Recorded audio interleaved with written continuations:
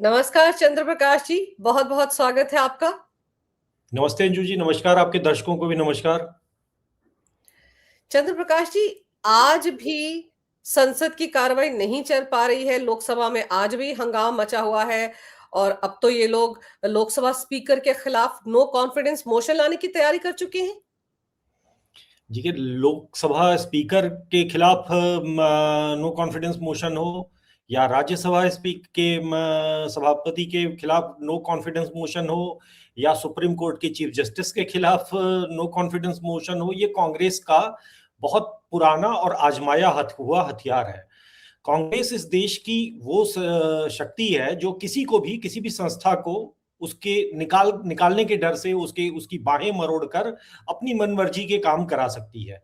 जो राज्यसभा मैं राज्यसभा की जब बात कर रहा हूं तो जगदीप धनखड़ भी बहुत पुरानी घटना नहीं है, उनके खिलाफ भी यही सब तमाशा हुआ था। कोई मुद्दा नहीं था राज्यसभा में, कोई विषय नहीं था। मणिपुर का एक छोटा मोटा विवाद चल रहा था उस समय, और निश्चित रूप से मणिपुर पुराना विवाद है, कोई ऐसा नहीं था कि अभी शुरू हुआ था। लेकिन मणिपुर पे बहस करो, मणिपुर पे बहस करो, और जब उन्होंने उनकी अनुमति नहीं दी और पूछा कि किन नियमों के तहत आप इस पे डिस्कशन चाहते हैं, तो ये अविश्वास प्रस्ताव लेकर आए थे, आपको याद होगा।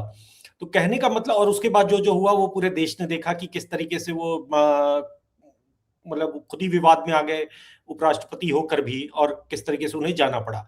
कहने का मतलब है कि कांग्रेस किस तरीके से एक चीफ जस्टिस थे जिनके खिलाफ ये अविश्वास प्रस्ताव लाया गया था, उनके इम्पीचमेंट लाने की धमकी दी गई थी, और ये कहा गया कि अगर आपने अयोध्या पे फैसला दिया तो आपको भुगतना पड़ेगा। वो भी डर गए, पीछे चले गए, उन्होंने नहीं सुनाया। मैं जस्टिस दीपक मिश्रा की बात कर रहा हूं। इससे पहले जो है वो कांग्रेस पार्टी जो है वो अलग अलग तरह के अलग अलग संस्थाओं के लोगों को धमका चुकी है। पिछले कुछ समय से उस बेचारी कांग्रेस कुछ लोगों को नहीं धमका पा रही, जिसमें से एक चुनाव आयोग है। चुनाव आयोग इसलिए उनके निशाने पर है।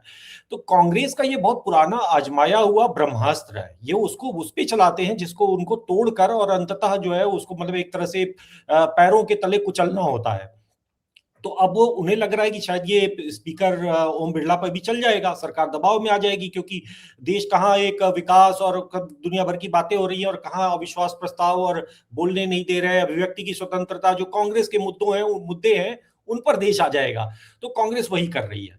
अब बात वही है कि अगर वो कर रही है तो इसलिए कर पा रही है क्योंकि वो लगातार अपने इस पैतरे में सफल भी रही है। उसकी सफलता का प्रतिशत, हर जगह तो सफल नहीं रही है, लेकिन सफलता का प्रतिशत उसका अच्छा खासा है, इसलिए वो ऐसा कर रही है। और बार बार राहुल गांधी जो ये कह रहे हैं कि मुझे बोलने नहीं दिया जा रहा, बोलने नहीं दिया जा रहा। सर, बजट सत्र चल रहा है। उनको राष्ट्रपति के अभिभाषण के बाद बोलना था। 45 मिनट तक तो बहस करते रहे थे, पूरी दुनिया ने देखा। तो 45 मिनट में अच्छा था मुद्दे पर चर्चा करते। जब वो डिरेल हो रहे थे तभी तो उनको लाया जा रहा था कि आप इस पर बात करें। नरवणे का मुद्दा लेकर वो आ गए, तो ये सब नहीं करना चाहिए था ना। नेता प्रतिपक्ष है और आज फिर यही राग है, मुझे बोलने नहीं दिया जा रहा, मुझे बोलने नहीं दिया जा रहा। देखिए, संसद को एक राजनीतिक रैली के मंच की तरह इस्तेमाल करना चाहती है कांग्रेस, इसमें कोई संदेह नहीं है। जब उसके नेता भाषण देते हैं तो कोई कंस्ट्रक्टिव विपक्ष, कोई रचनात्मक विपक्ष की भूमिका कभी नहीं होती है। किसी भी कांग्रेस पार्टी के सांसद को अगर कुछ एक अपवाद जरूर होंगे, लेकिन कुछ को छोड़ दें, अगर बड़े नेताओं की बात करें तो वहां पर वही गाली गलौज, चोरी और दुनिया भर की इस तरीके की बातें उनकी रहती हैं, जिनका कोई मतलब नहीं होता है। जो चुनावी रैलियों में बोली जाने वाली बातें, जिनको आप लाकर संसद में बोल रहे हो और वाहवाही लूट रहे हो, क्योंकि वाहवाही आपको देने वाला एक तंत्र भारत में है। तुरंत वो हो जाएगा कि एक भाषण देंगे राहुल गांधी और हेडलाइन छप जाएगी अखबारों में कि राहुल गांधी अब एकदम बिल्कुल नए नेता के तौर पर उनका उदय हो चुका है और अब वो प्रधानमंत्री बनने को तैयार हैं। और ये पूरा एक नैरेटिव, ये तमाशा पिछले संभवतः हम करीब मान के चलें तो अब 15-20 साल तो होने को ही है, ये देश में चल ही रहा है। तो ये वही है, और अंततः जो है वो राहुल गांधी और कांग्रेस पार्टी इसमें सफल है।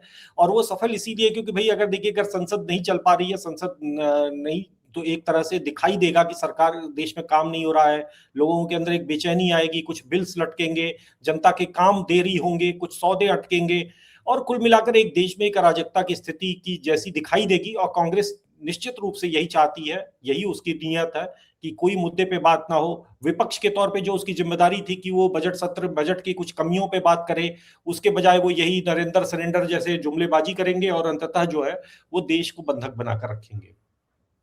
सर, अब तो राहुल गांधी को भावी प्रधानमंत्री देखने वाला जो लुटियन गैंग है, वो भी तो उनसे त्रस्त हो गया ना। आप देखो, राजनीति ने क्या कुछ कहा राहुल गांधी के लिए, कि झूठ की राजनीति करते हैं, आशंका की राजनीति करते हैं, और पीएम मोदी का कैरेक्टर असैसिनेट करते हैं। ये सारी बातें तो अब कौन कह रहा है? राजदीप सरदेसाई कह रहे हैं। अब पता नहीं क्यों कह रहे हैं, उसके पीछे भी कोई एजेंडा होगा, लेकिन कहा तो है उन्होंने ये।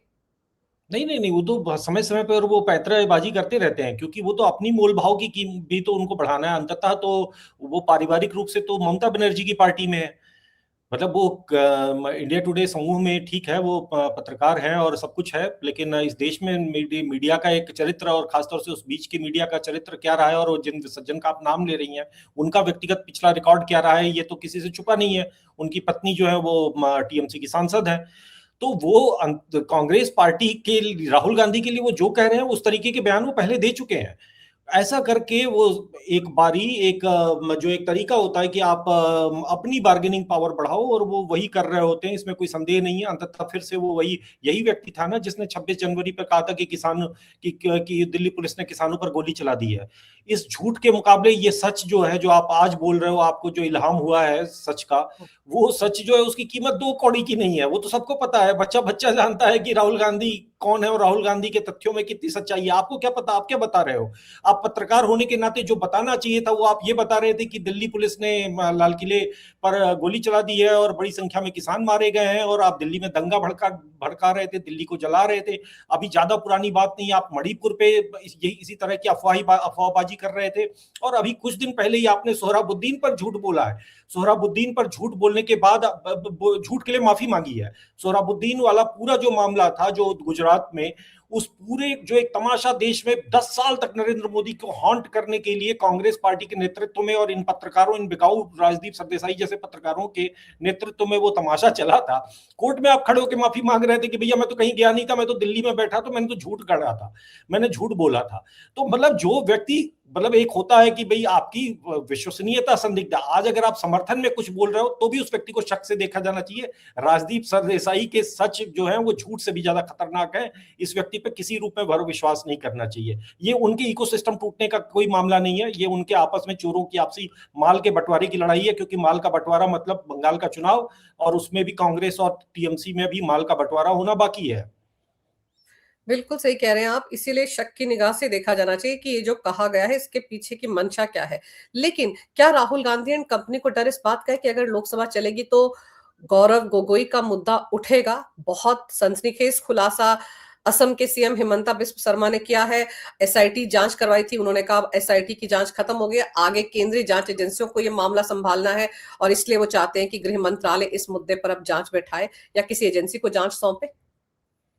देखिए, गौरव गोगोई का जो पूरा विषय है संसद में उठाकर क्या होगा, क्योंकि जो सच था वो लगभग लगभग पूरे तथ्यों के साथ, कागजातों के साथ तो सामने आ गया। हेमंत विश्व शर्मा की जो प्रेस कॉन्फ्रेंस है 2-2.5 घंटे की कल हुई है दिसपुर में, उसमें जो तथ्य थे वो सामने आ चुके। उस पर क्या आप संसद में लड़ लोगे और क्या आप बहस कर लोगे?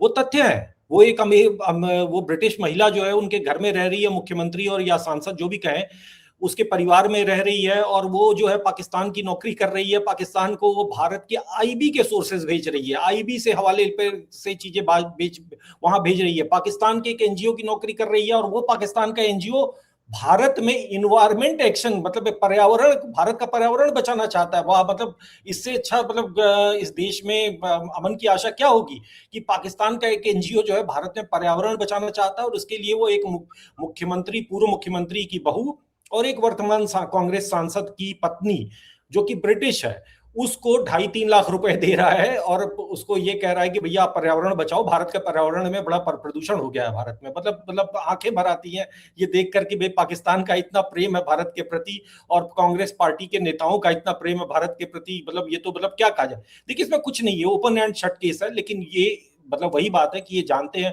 ओपन एंड शट केस तो नेशनल हेराल्ड भी है, आज तक किसी को हाथ नहीं पकड़ा जा सका, क्योंकि सीधी बात है कि इस देश की जनता ने भी अपनी विश्वसनीयता कहीं ना कहीं कम की है।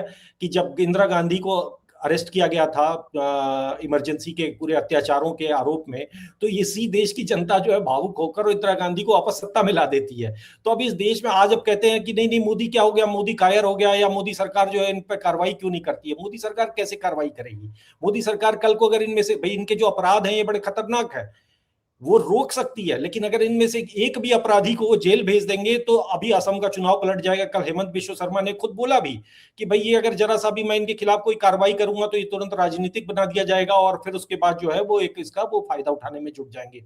अंततः राजनीति है, लोकतंत्र की कमजोरी है, अब इसको जो भी कहें, लेकिन अब जनता को भी तो सोचना है। हालांकि जनता सोच रही है, जनता ने कहीं ना कहीं तक इनको भी सत्ता से बाहर कर रखा है, मिस्टर गोगोई परिवार को भी, और कहीं ना कहीं सत्ता से बाहर कर रखा है गांधी परिवार को भी।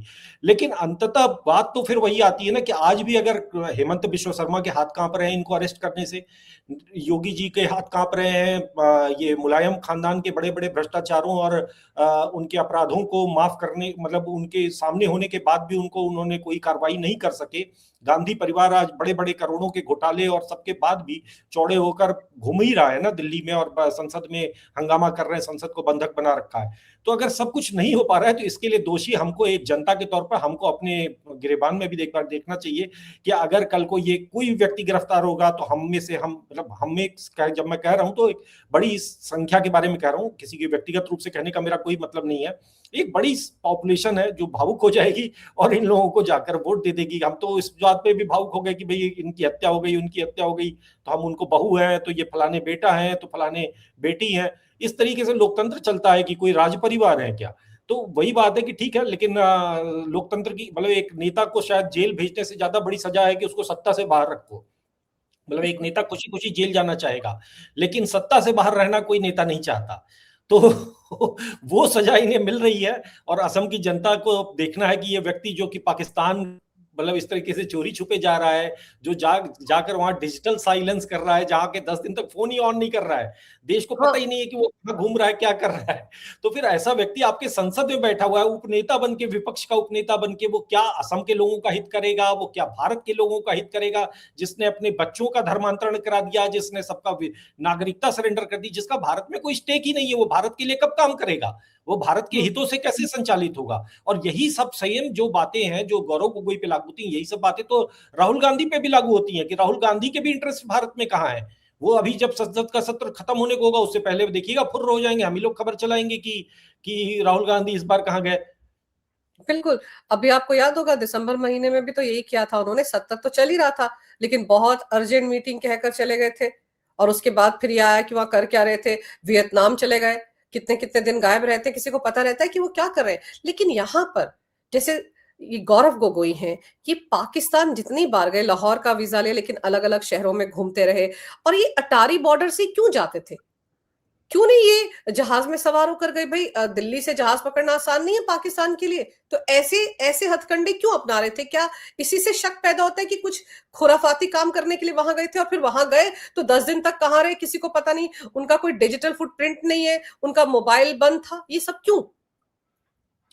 देखिए ये तो सब जो चीजें लगभग लगभग पिछले 24 घंटे 48 घंटे में स्पष्ट ही हैं, और ये विषय तो बहुत काफी समय से मीडिया में है कि लोग जान रहे हैं कि दाल में कुछ ना कुछ काला है। ये नेता जो होता है दिल्ली से जयपुर जाने के लिए आप बोलिए वो सड़क के रास्ते से नहीं जाएगा, वो फ्लाइट से जाएगा। वो हम्म। सबसे जो सुविधाजनक तरीका होगा वही अपनाएगा। अटारी मार्ग से रास्ते से अगर आप जाते हो तो आप दिल्ली से सड़क मार्ग से या तो गए होगे, या फिर आप यहाँ से अमृतसर गए होगे और अमृतसर से आपने वहां से रोड पकड़ी होगी। फिर आप वहां पे प्रश्न, तो इतनी लंबी सूची है प्रश्नों की कि ये उत्तर देते देते तभी तो ये मतलब एक, मतलब जिस तरीके से भी कुछ कुछ 2 दिन पहले सोनिया गांधी का जो वोट भारत की नागरिकता का जो विषय जो कोर्ट में आया, तो उन्होंने क्या उत्तर दिया। सोनिया गांधी ने जो उत्तर दिया कि भाई मैं अगर वोटर लिस्ट में मेरा नाम है तो इसके लिए मैं जिम्मेदार नहीं हूं, इसके लिए तो दूसरे लोग जिम्मेदार है, चुनाव आयोग से पूछिए। मतलब सोचिए कि कोई व्यक्ति, भाई मैं कहीं अप्लाई करूंगा तब तो मेरा वहां पर एप्लीकेशन होगी तो वहां पर मेरा नाम वोटर लिस्ट में आएगा, कोई अपने आप थोड़ी डाल देगा मेरा नाम। तो सोनिया गांधी सोचिए कि ये इंटाइटलमेंट है कि वो महिला एक इतना गैर जिम्मेदार उत्तर एक भारतीय कोर्ट को दे रही है, उसके लिए जूते की नोक पर है वो अदालत, उसके लिए कोई कीमत नहीं है। एक सामान्य नागरिक, एक यही कोई भी नेता, एक सांसद, मुख्यमंत्री या तमाम होते हैं वो डरते हैं कोर्ट से, क्योंकि जरा सी एक अगर विपरीत टिप्पणी आ गई तो आपके खिलाफ आपको आगे चलकर समस्याएं होती है। लेकिन उनको कोई फर्क नहीं पड़ता, अगर आ गई तो आ जाएगी, देख लेंगे, उनको किसी बात का डर नहीं है। ये वो लोग हैं जो चीफ जस्टिस को मतलब ताश के पत्तों की तरफ फेंटते रहा है ये परिवार, इनको किस बात का डर।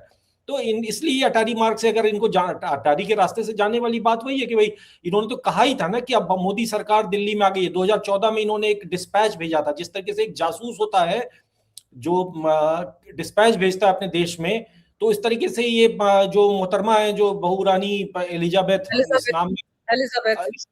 कांग्रेसियों के मन में इस नाम के प्रति भी काफी प्रेम है, क्योंकि वर्षों तक एलिजाबेथ ही उनकी रानी रही हैं। वो तो बाद में फिर सोनिया गांधी आई, तो वो उन्होंने डिस्पैच भेजती हैं कि अब मोदी सरकार आ गई है, अब हमको लो विजिबिलिटी लो रिस्क काम करना है, अब हमको सरकार को बाईपास करना है। मतलब इस तरीके की बात कर रही है एक महिला, और आप कह रहे हो कि इस पे कोई जांच होगी। आप कह रहे हो ये व्यक्ति कैसे संसद में बैठ रहा है, ये व्यक्ति, इसकी पत्नी जो है कैसे भारत में रह रही है, ये सारे प्रश्न है। लेकिन वही बात है कि इस देश की जनता को भी सोचना पड़ेगा कि आज अगर सरकार कोई कार्रवाई कर देगी, ये लोग देश को एक अलग ही ट्रैक पे ले जाएंगे। आप आज कहते रहो फांसी पे टांग दो, आज कहते रहो जेल में डाल दो, लेकिन कहने से कुछ नहीं होता। कोर्ट कचहरी अदालत का एक सिस्टम है। भारत पाकिस्तान नहीं है। भारत एक सभ्य, एक सिस्टम से चलने वाला राष्ट्र है, और किसी कोर्ट की अभी फिलहाल इस तरीके के निर्णय देने की हिम्मत नहीं है। और फिर अगर हिम्मत दिखा भी दें तो जो अराजकता होगी वो आप कैसे झेलोगे, क्योंकि उनका तंत्र आज भी बहुत प्रभावी है। और वो तंत्र, मैं भारत के अंदर के तंत्र की बात नहीं कर रहा हूँ, उनके अंतर्राष्ट्रीय तंत्र की बात कर रहा हूँ, जो बात बात पे रिपोर्ट लाते हैं, जो बात बात पे कहते हैं कि भारत में अभिव्यक्ति की आजादी खत्म हो गई है। तो वो सब चीजें देखनी पड़ती हैं। देश चलाना इतना आसान काम नहीं है। हम अक्सर बातचीत में ऐसी बातें कर जाते हैं, लेकिन सरकारों के की मजबूरी थोड़ा होती है। पर ये जो एलिजाबेथ हैं, इनके जो बॉस बताए जा रहे हैं, जो पाकिस्तानी हैंडलर है अली तौकीर शेख, ये भी 2010 से लेकर 2013 के बीच 13 बार भारत आए हैं। तो क्या कंपनी बाग बना रखा था उस वक्त की सरकार ने भारत को? ये किस हैसियत से यहाँ पर आ रहे थे? और क्या इनके क्रेडेंशियल चेक किए बिना इनको बार बार वीजा मिल रहा था? और यहाँ पर ये भी याद रखना जरूरी होगा चंद्र प्रकाश जी, कि 2008 का जो मुंबई का आतंकवादी हमला था, उसमें जो लोग शामिल थे, एक तो अभी बॉम्ब जेल में बंद है, उसको प्रत्यार्पित करके लाया गया है बाहर से, और उसके अलावा जो डेविड हेडली था, वो भी तो रैकी करने के लिए कितनी बार भारत में आया। वो तो इमिग्रेशन का दफ्तर बॉम्बे में चलाते थे। तो उनको उस वक्त की सरकार ने इतनी छूट कैसे दे दी थी, जैसे इस अली तौकीर शेख को दी हुई?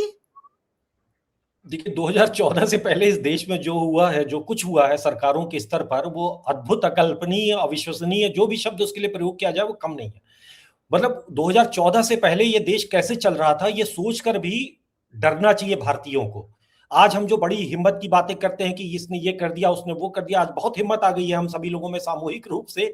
लेकिन 2014 से पहले के समय को हम भूल जाते हैं, जब ये विदेशी जासूस जो एजेंट्स थे, जिनके बारे में हमारी एजेंसियां जानती थी कि ये आईएसआई का आदमी है, तौकीर के बारे में कोई संदेह नहीं है, हमारी खुफिया एजेंसियों को पता है कि ये व्यक्ति आईएसआई का एजेंट है।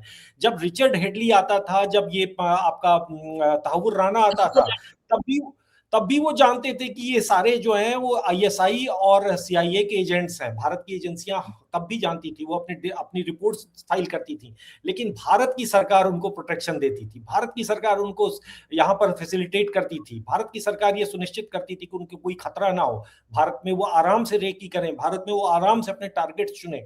तब तो आतंकवादी हमले होते थे हर शनिवार को, तब तो भारत में हर चौथे दिन जो है वो मतलब अलग अलग तरह की ऐसी घटनाएं होती थी जिससे पूरा देश दहल जाए। तो ऐसा कोई संयोग नहीं था, बस उसी चीज को बंद करा दिया मोदी सरकार ने। आज हमले भी बंद हो गए, आज बहुत तरह के तमाशे बंद हो गए, बहुत तरह के षड्यंत्र बंद हो गए। लेकिन अब हर चीज की एक सीमा होती है, एक सीमा के बाद जाकर उनको भी पता है, वो भी राजनीतिक रूप से इतने सूझबूझ वाले हैं कि उनको पता है कि एक सीमा के आगे अगर हम हाथ डालेंगे इन पे, तो ये तंत्र बहुत मजबूत है। तो वो खतरा वो लेने को तैयार नहीं, और वो लेंगे। ऐसा भी नहीं है कि अभी तुरंत, अभी इतनी जल्दी, धीरे धीरे ही पकी है खिचड़ी। 2019 के बाद जाकर ही इनकी पोल खुली है, उससे पहले तो पूरी तैयारी, ये भी कोई कच्ची गोलियां थोड़ी खेलते हैं। अगर ये अटारी के रास्ते जा रहे थे तो अपनी एक एक चीजें जो है वो किस तरीके से डिजिटल साइलेंस रख रहे थे, इतना आसान थोड़ी आपको एक एक गैप भरना है।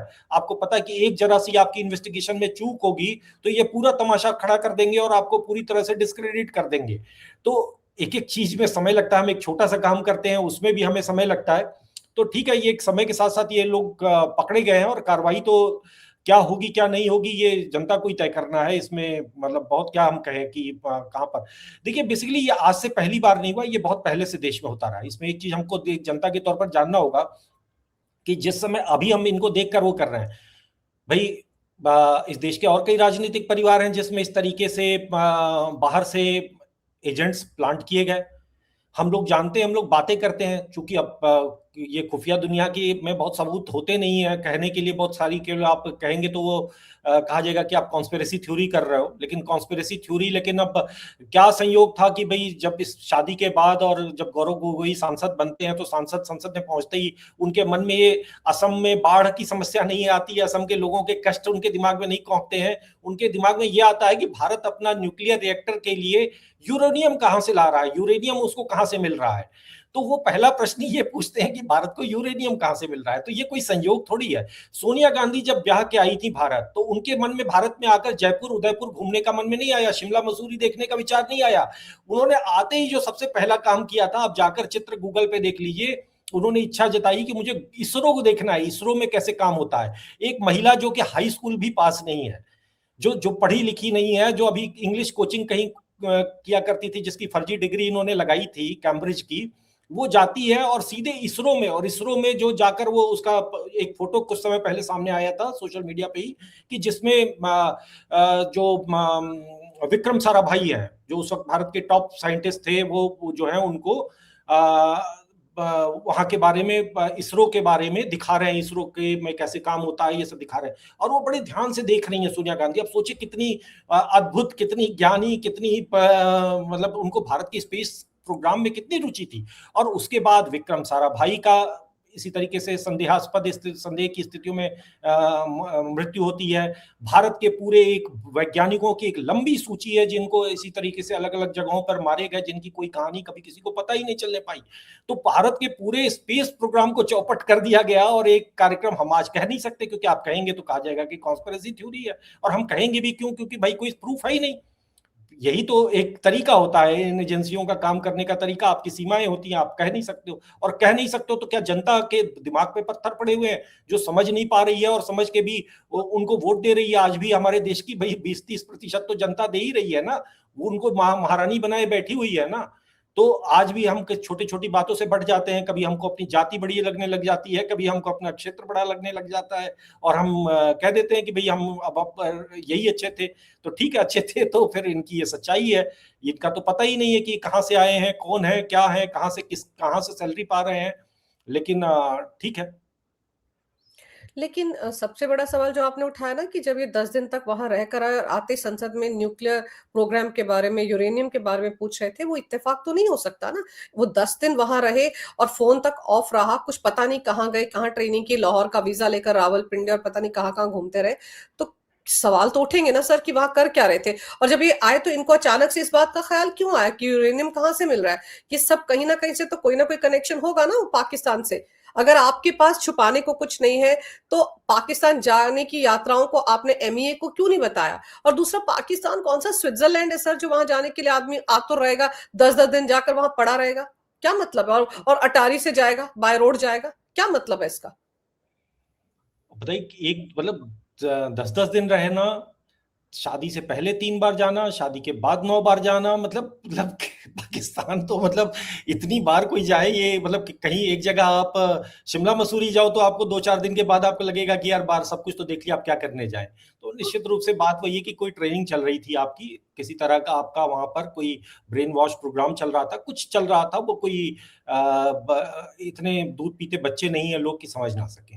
सब जानते हैं कि कैसे कैसे अपने एसेट्स तैयार किए जाते हैं, सब जानते हैं कि कैसे वो तैयार किए जाते। देखिए, इसका एक मेरे दिमाग में अभी आई इनकी बात जो आप कह रही हैं कि कैसे, तो ये अभी मुझे नहीं लगता कि गौरव गोगोई के बारे में बहुत कुछ कहने की बात है, हमारे पास बहुत स्पष्ट है। अब वही बात है कि तुरंत लोग कहेंगे कि सरकार क्या कर रही है, सरकार कार्रवाई क्यों नहीं करती, सरकार डर गई क्या। वो तो चाहते हैं कि तुम हाथ तो लगाओ इस पे। अगर जनता साथ नहीं देगी तो सरकार कुछ नहीं कर पाएगी, अगर जनता नहीं खड़ी होगी इसके विरुद्ध तो सरकार कुछ नहीं कर सकती। सरकारों की एक सीमा होती है, सरकारों की बहुत क्लियर कट सीमा होती है। आपको समझना होगा कि इस लड़ाई को इतनी आसानी से केवल सरकार, पुलिस, थाने से नहीं लड़ सकते हो आप। आपको अंततः इस व्यक्ति को राजनीतिक रूप से भी हराना होगा, और फिर सरकार तभी कारगर होगी। बहुत बड़े बड़े चोर गए जेल ना, बहुत बड़े बड़े चोर भागे ही ना। तो इनका भी वही तभी आएगा नौबत। आज अभी उनको दम है, अभी उनको ये पता है कि अगर कुछ भी सरकार अगर उनको छुएगी, सरकार जरा सा भाई हाथ लगाएगी, तुरंत अमेरिका से रिपोर्ट्स आ जाएंगी, तुरंत आ जाएगा कि। और ये सिर्फ केवल भारत में थोड़ी हो रहा है, दुनिया भर के कई देशों में जो एसेट्स तैयार किए जाते हैं वो इसी तरीके से काम करते हैं। बहुत सारे लोग, बहुत सारी कहानियां, अभी कुछ दिन पहले हम लोगों ने लद्दाख को चलते देखा था, वहां पे भी एक अमेरिकन महिला का नाम सामने आया था। उससे पहले सिक्किम की एक कहानी हुआ करती थी। सिक्किम के एक युवराज थे, कोई नामग्याल उनका नाम था, सिक्किम का के जो राजा थे, राजा के पुत्र थे वो। और ये 60 63 62 63 की बात है कि वहां पे भी अमेरिका से एक रानी आई थी, वहां पे भी वो गए दार्जिलिंग घूमने, और वहां पर उनको एक रानी, एक मोहतरमा अमेरिकन लेडी मिलती हैं, 19 साल की सिर्फ थी, उनसे उनको प्रेम हो गया और खटाक से शादी हो गई। बिल्कुल, मतलब ये रीरन इस देश में कई बार हुआ है। जैसे ये गौरव गोगोई की हम बात कर रहे हैं, तो ये इंटर्नशिप करने गए थे यूएन हेडक्वार्टर में। इंटर्नशिप में इनको वहां पर एक लड़की मिलती है। आप या इतने बड़े राज्य के, मतलब एक असम जैसे महत्वपूर्ण राज्य के आप चश्मो चिराग हो, आपके ऊपर वो पूरा बागडोर आना, एक राजनीतिक विरासत आनी है, आप जाते हो और शादी करके ले आते हो, और फिर अपने दोनों बच्चों को आप पैक करके। तो उसी तरीके जो सिक्किम के राजा जी थे, वो भी दार्जिलिंग में गए थे, और दार्जिलिंग में बैठे हुए थे, और अचानक एक अमेरिकन महिला उनको सामने आती है, और उससे उनको प्रेम हो जाता है, फिर शादी हो जाती है, फिर वो आ जाती है। फिर उस समय सिक्किम का भारत में विलय नहीं हुआ था, और वो आते ही उसने वहां पर पूरा सीआईए का एक तरह से जाल बिछा देती है, और फिर शुरू हो जाता है वही भारत विरोधी एक्टिविटीज, वहां पर गतिविधियां। तो उस वक्त आप किसी से पुराने उनसे पूछेंगे तो ये कहानी कई जगह की पुस्तकें भी है, किताबें भी हैं इस पे लिखी हुई, मुझे अभी ध्यान नहीं आ रहा है नाम। एक बायोग्राफी पढ़ी थी मैंने अजीत डोवाल की, लेखक का नाम मुझे भी याद नहीं है, कोई पत्रकार थे वो।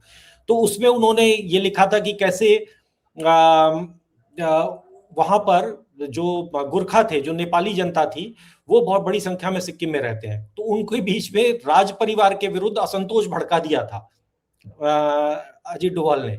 और ताकि फिर जब वहां प्रदर्शन शुरू हुए, तो ये रानी जी जो थी, जो अमेरिकन थी, जो मूलतः और आके बुद्धिस्ट कल्चर में आकर, और वहां पर उन्होंने सीआईए की एक्टिविटी शुरू की थी, और राज परिवार में प्लांट की गई थी, ताकि सिक्किम को एक अलग स्वतंत्र देश भारत से अलग रखा जाए, चीन से अलग रखा जाए, और वहां पर एक निश्चित रूप से जिस देश से वो आई थी, उस देश का एक सैनिक अड्डा वहां पर बन जाए। तो एक और वो सरदर्द होता, आज हमारे जो चारों तरफ बहुत सारे सरदर्द हैं, उसमें से एक वो भी होता। तो उस वक्त खुफिया एजेंसियां सफल हुई, और जब वहां की जनता ने जब असंतोष किया, जनता ने जब सड़कों पर उतरी, तो वो रानी जी रातों रात जो है भारत छोड़कर भाग गई। और सिर्फ भागी नहीं थी, अपने दो बच्चे भी उनके थे, और उन दो बच्चों को भी भारत छोड़ गई। मतलब उनसे भी कोई प्रेम एम नहीं था उनको। वो आई थी एक मिशन पे, मिशन पूरा नहीं हो पाया तो वो भाग गई। मतलब जिसको कहते हैं इवैक्यूएट होना, इवैक्यूएट होकर गई वो भारत से, उनका इतना ही प्रेम था, इवैक्यूएशन करना पड़ा उनको। तो अभी बहुत सारी रानियां बैठी हुई हैं, तो अब एक रानी ये भी है, तो इनको इवैक्यूएट, इनको अंततः देखिए जितने कॉन्फिडेंस से ये व्यक्ति बोल, मतलब हेमंत बिश्व शर्मा इस चीज को कह रहे हैं कि पक्का पाकिस्तानी एजेंट है, तो निश्चित रूप से बहुत स्पष्ट रूप से दिखाई दे रहा है। कहीं कोई केवल राजनीतिक आरोप को इतना गंभीर नहीं लगा देगा। अगर ये आरोप झूठ निकलता है, कल को वो मानहानि कर देते हैं और कोर्ट में स्टैंड नहीं कर पाता है, तो इसके पॉलिटिकल कॉन्सिक्वेंसेज इनके खिलाफ भी होंगे। लेकिन सर अगर कोई व्यक्ति, जी सर वो तो हिम्मता तो सीधे सीधे चैलेंज कर रहे हैं कि अगर मेरे आरोप झूठे हैं तो हिम्मत है गौरव गोगोई में तो कर दे मेरे खिलाफ मानहानि का केस, मैं झेल लूंगा। लेकिन आप देखो, जब से ये आरोप प्रेस कॉन्फ्रेंस करके लगाए हैं हिम्मता ने, उसके बाद क्या कहा गौरव गोगोई ने? सिर्फ ये कहा कि उन्होंने 4,000 एकड़ जमीन कब्जा कर ली, उसके बारे में बताएं। ये नहीं कहा कि मेरे पर जो आरोप लगे उन पर मानहानि का केस करूंगा या उस पर सफाई दूंगा, ऐसा कुछ नहीं कहा। तो इसका मतलब वो भी इन आरोपों पर कुछ बोलने से बच रहे हैं इस वक्त। देखिए वो दिखाएंगे कि नहीं नहीं, मैं तो इन आरोपों को उत्तर देने के लायक ही नहीं समझता। लेकिन देखिए कितना आसान है इन आरोपों का उत्तर देना। जैसे मान लीजिए कि आप किसी दुनिया के किसी देश गई हैं घूमने, पाकिस्तान छोड़ देते हैं, मान लीजिए आप स्विट्जरलैंड घूमने गई हैं, तो जब आप जाएंगी और मान लीजिए आपका फोन उस दौरान किसी कारण से गलती से बंद हो गया, या हो सकता है कि नेटवर्क ना हो, तो उसको जब कोई कहे कि आप तो डिजिटल साइलेंस में थी, मान लीजिए कि अगर ये झूठ कोई आपके खिलाफ प्लांट करता, तो आप क्या करेंगी? वहां फोटो होगी आपकी, कुछ ना कुछ घूमते हुए फोटो होगी, लोगों से मिलते हुए फोटो होगी, शॉपिंग करते हुए फोटो होगी, आप तुरंत पब्लिक में लाएंगे, उसके मुंह पे मारेंगी, और वो सच्चाई आपकी सामने आ जाएगी कि भाई देखो मैं किसी डिजिटल साइलेंस में नहीं था, नहीं थी, और मैं तो वहां घूम रही थी, मेरा तो वहां पर सब कुछ नॉर्मल था, मुझे आप झूठा आरोप लगा रहे हैं।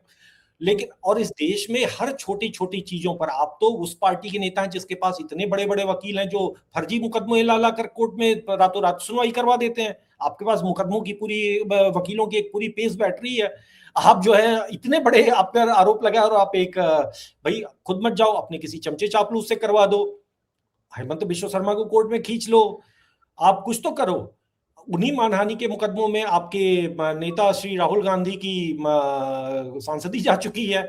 आप भी मोदी की सांसदी छीन लो कि भाई मोदी की नहीं तो कम से कम हेमंत बिश्व शर्मा की छीन लो कि भाई देखो इन्होंने मेरी मानहानि की, 2 साल की सजा हो जाएगी, उनका मुख्यमंत्री पद चला जाएगा। लेकिन आपकी हिम्मत नहीं है, क्योंकि चोर के पेट में, मतलब क्या कहते हैं कि चोर के पेट में दाढ़ी दाढ़ी में और दाढ़ी में तिनका, जो भी सारी मुहावरे हैं वो सब इन पे लागू होते हैं।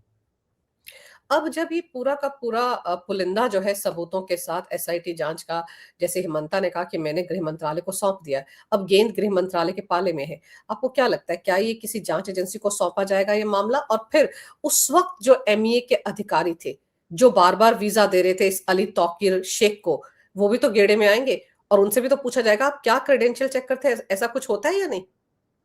देखिए, ऐसा सब कुछ होता है, सबके खुफिया एजेंसियां अपने तरीके से काम करती हैं, सब सब कौन कहाँ जा रहा है, वहां किससे मिल रहा है, क्या कर रहा है, सब बना बनाकर रिपोर्ट्स रख दी जाती हैं। कार्रवाई सरकार का काम होता है, किसी एजेंसी अपनी तरफ से कोई कार्रवाई इनिशिएट नहीं करती है। और ये जो जितनी भी एजेंसियां होती हैं, कहीं ना कहीं प्रधानमंत्री के और गृह मंत्रालय के साथ साथ प्रधानमंत्री के भी को सीधे रिपोर्ट करती हैं। बात वही आती है कि अंततः ये लोकतंत्र है और सबको अपने पॉलिटिकल देखने पड़ते हैं, क्योंकि आपको पता है कि अगर जरा सा भी कुछ होगा तो हमारा ये तमाशा कोई दूसरा रंग ले सकता है। आज एक कोई अच्छा निर्णय आता है, कोई एक अच्छा काम होता है और उसके खिलाफ आप जब भाई किसान जो बिल थे, एग्रीकल्चर बिल, क्या वो खराब थे? वो भारत के किसानों के हित में थे। लेकिन यही कांग्रेस पार्टी अपने उसी अंतर्राष्ट्रीय या पूरे नेटवर्क की सहायता से उसके खिलाफ इतना दुष्प्रचार करती है कि अंततः उसको वापस लेना पड़ जाता है। इस देश की जनता जो इतने हम वो बनते हैं, सरकार को नहीं साथ दे पाई। कई लोगों के मन में भ्रम आ गया कि हाँ कुछ ना कुछ तो दिक्कत होगी किसान बिल में, तभी तो लोग इतना विरोध कर रहे हैं। और सेम उसी तरीके से जो सीए पे इतना लंबे समय तक लोगों के मन में झूठ फैलाया गया, और इसमें भारतीय मीडिया भी सीधे सीधे हाथ बटाती है। हर किसी को आप डंडे से नहीं हाँक सकते हो, कितने लोगों को आप पकड़ लोगे, कितने लोगों को आप जेल डाल दोगे।